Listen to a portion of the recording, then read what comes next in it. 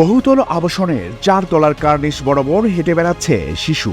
একদিকে দেয়াল, অন্যদিকে কিছুই নেই, একটু পা ফসকালেই একেবারেই নিচে। এমনই এক ভিডিও সামাজিক যোগাযোগ মাধ্যমে ভাইরাল হতেই হইচই পড়ে গিয়েছে। অনেকে উদ্বেগও প্রকাশ করেছেন।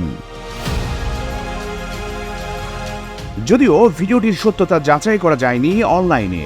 কোথায় এ ঘটনা ঘটেছে সেটিও ভিডিও থেকে স্পষ্ট নয়।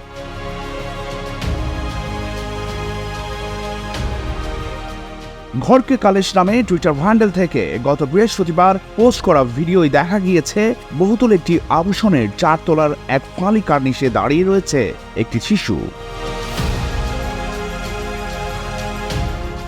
আস্তে আস্তে জানালা থেকে বারান্দার দিকে হেঁটে যাচ্ছে সে।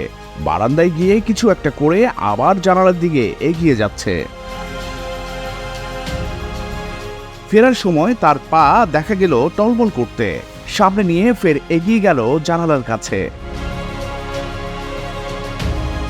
ভিডিও দেখে স্পষ্ট যে দূরের কোনো আবাসন বা বাড়ির ছাদ থেকে ওই দৃশ্য ক্যামেরাবন্দি করা হয়েছে।